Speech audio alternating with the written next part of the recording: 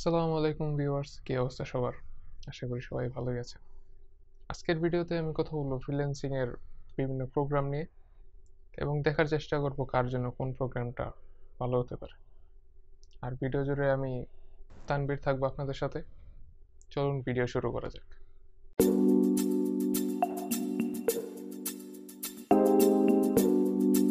Video শুরুতেই বলে রাখি, যারা বিভিন্ন স্কিল ডেভেলপ করতে চান, প্রথমে আপনারা নির্বাচন করেন আপনি কোন মার্কেট প্লেসে কাজ করবেন। হয় আপনি বাংলাদেশে মার্কেট প্লেসে কাজ করবেন নাকি বাইরের দেশে, যেমন ফ্রিল্যান্সার, আপওয়ার্ক, fiverr.com-এ। এই বিষয়টা নির্ধারণ করা খুবই জরুরি, কারণ আপনি যদি বাইরের মার্কেট প্লেসে কাজ করতে চান তখন আপনার খেয়াল রাখতে হবে যে আপনার ইংলিশের কমিউনিকেশনটা কীরকম। যারা আমার ফ্রিল্যান্সিংয়ের উপর করা প্রথম ভিডিওটি দেখেন নাই, অবশ্যই ভিডিওটা দেখে নেবেন। ডিসক্রিপশন বক্সে ভিডিওর লিঙ্ক দেওয়া থাকবে। আর আমার চ্যানেল অবশ্যই সাবস্ক্রাইব করবেন, ভিডিওতে একটা লাইক দিবেন এবং কমেন্ট করে জানাবেন কেন আপনি ফ্রিল্যান্সিং করতে চান। আবার অনেকেই আছেন যারা সার্টিফিকেট বাড়ি করার জন্য বিভিন্ন প্রোগ্রাম করে থাকেন, অনেকেই আছে আমাদের আশেপাশে। আমি বলবো, যদি আপনি সার্টিফিকেট বাড়ি করার জন্য বিভিন্ন প্রোগ্রাম করে থাকেন, থামেন, প্রোগ্রাম করার দরকার নাই। আশেপাশের একজনের থেকে একটা সার্টিফিকেট নেন, স্ক্যান করেন, স্ক্যান করে আপনার নামটা বসায় দেন, বা শেষ। শুধু শুধু সময় নষ্ট করবেন, আর কিছুই না। আর আরেকটা বিষয় ফ্রিল্যান্সিং করার জন্য আপনাদের অবশ্যই মাথায় রাখতে হবে, আর সেটা হইতেছে আপনার কম্পিউটার সম্পর্কে বেসিক নলেজ কীরকম।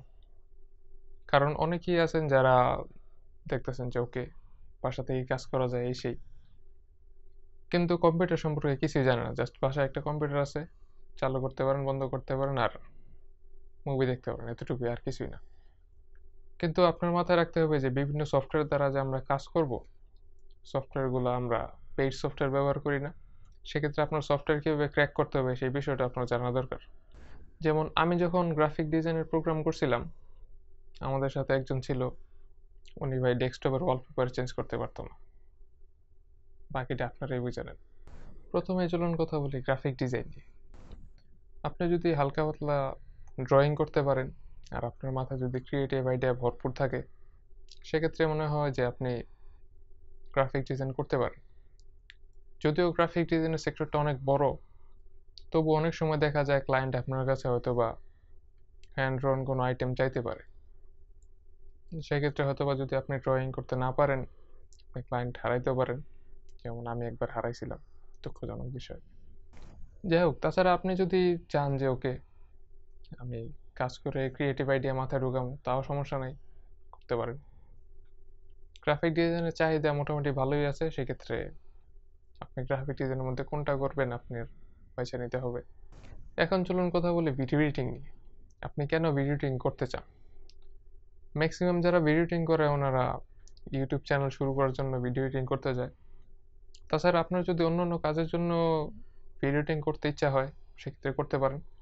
ভিডিও এডিটিংয়ের জন্য মার্কেট প্লেস ভালো, কিন্তু ফ্রিল্যান্সার, তারপর আপওয়ার্ক.com এসব ওয়েবসাইটে একটু অন্যরকম ভিডিও এডিটের জন্য।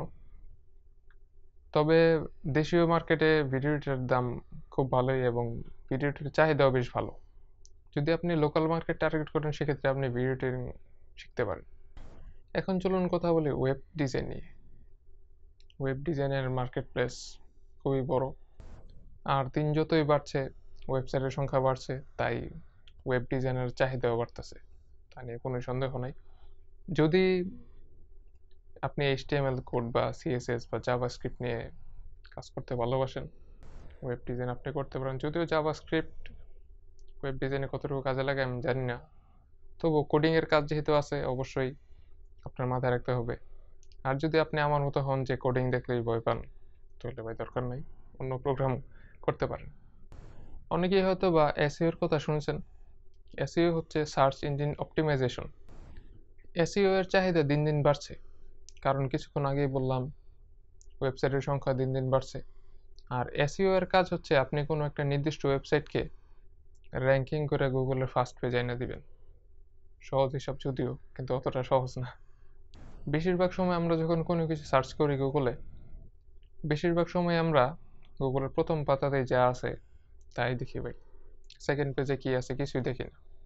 তাই ওয়েবসাইট ওনাররা চান না যে তাদের ওয়েবসাইটটা গুগলের সেকেন্ড পেজে থাকুক, আর সেই কারণে তারা দিন দিন বেশ ভালো একটা পরিমাণ টাকা এসইওর পেছনে খরচ করে থাকে।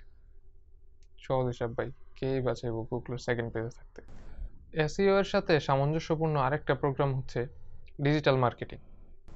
ডিজিটাল মার্কেটিংয়ের চাহিদাও দিন দিন খুব বাড়ছে, কারণ দুনিয়াতে প্রোডাক্টের অভাব নাই, তাই মার্কেটিংয়েরও খুব প্রয়োজন। আর ইদানিং টিভি বা কজন দেখে, সবাই ফেসবুক, ইনস্টাগ্রাম আর ইউটিউব নিয়ে ব্যস্ত। আপনি খেয়াল করবেন বিভিন্ন সময় আমরা যখন বিভিন্ন ফ্রি অ্যাপস ব্যবহার করি, কিছু কিছু ক্ষেত্রে অ্যাড দেখতে পাই, যেমন এমএক্স প্লেয়ারে বা অন্যান্য যেসব সফটওয়্যার আছে ব্যবহার করতে গেলে অ্যাড আসে। যেমন অনেক সময় দারাজের অ্যাড আসে, আমরা যদি দারাজের অ্যাড দেখতে চাই না তবুও দারাজের অ্যাড আসে বা বিভিন্ন অ্যাডই আসে। একটা নির্দিষ্ট অডিয়েন্সকে একটা নির্দিষ্ট পরিমাণ অ্যাড দেখানোই হচ্ছে ডিজিটাল মার্কেটারদের কাজ। যদিও বিস্তারিত আপনি যদি প্রোগ্রাম করেন সেক্ষেত্রে বুঝতে পারবেন। ডিজিটাল মার্কেটিংয়ের মতো আরেকটা প্রোগ্রাম হচ্ছে অ্যাফিলিয়েট মার্কেটিং। একজন অ্যাফিলিয়েট মার্কেটার হিসেবে আপনার কাজ হবে একটা নির্দিষ্ট প্রোডাক্ট বা সার্ভিসকে বিভিন্ন জায়গায় মার্কেটিং করা। যেমন আপনি নির্দিষ্ট একজন মানুষকে ফেসবুক মেসেঞ্জারে মেসেজ দিতে পারেন, অথবা কোনো একটা ওয়েবসাইটে আপনি ওই প্রোডাক্টের লিঙ্ক দিয়ে দিতে পারেন। ওই লিঙ্কটা হবে আপনার কাস্টমাইজ লিঙ্ক, আর ওই লিঙ্ক ক্লিক করে যত মানুষ ওই প্রোডাক্ট বা সার্ভিসটা কিনবে সেটা থেকে সামান্য একটা পার্সেন্টেজ আপনি কমিশন হিসেবে পাবেন। এই ছিল মোটামুটি জনপ্রিয় কিছু ফ্রিল্যান্সিংয়ের প্রোগ্রাম। যদিও তাছাড়া আরও অনেক প্রোগ্রাম আছে, ভবিষ্যতে তুলে ধরার চেষ্টা করব। এখন চলুন কথা বলি ইনভেস্টমেন্ট নিয়ে। আপনি ফ্রিল্যান্সিং করতে চান কিন্তু মোবাইল ফোন নিয়ে বসে আছেন ভাই, সেক্ষেত্রে তো হইব না। এখন চলুন কথা বলি ইনভেস্টমেন্ট নিয়ে।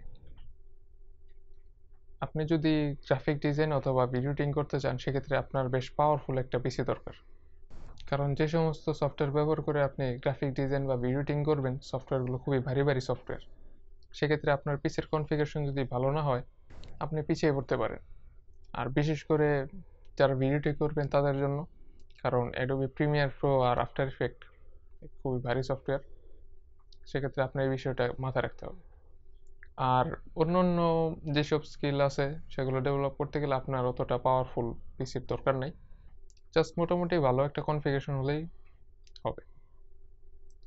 আরেকটা বিষয় মাথায় রাখবেন, যারা ভিডিও এডিটিং বা গ্রাফিক ডিজাইন করবেন, মনিটরের ব্যাপারটা মাথায় রাখবেন, কারণ আমরা অনেকে মনিটরের দিকে খেয়াল করি না, চিন্তা করি মনিটর আর কি, কিন্তু মনিটরটা খুব ভালো একটা রোল প্লে করে আপনার কাজের ক্ষেত্রে।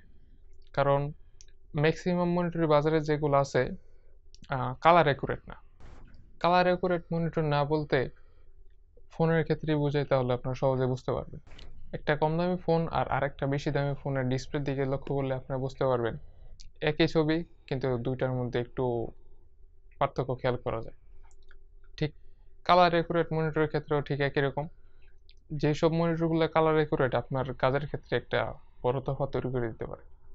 কমেন্ট করে জানাবেন কার জন্য কোন প্রোগ্রামটা ভালো হবে, কে ভিডিও এডিটিং করতে চান, কে গ্রাফিক ডিজাইন করতে চান। আজকের জন্য এখানেই বিদায়, ভিডিও শেষ।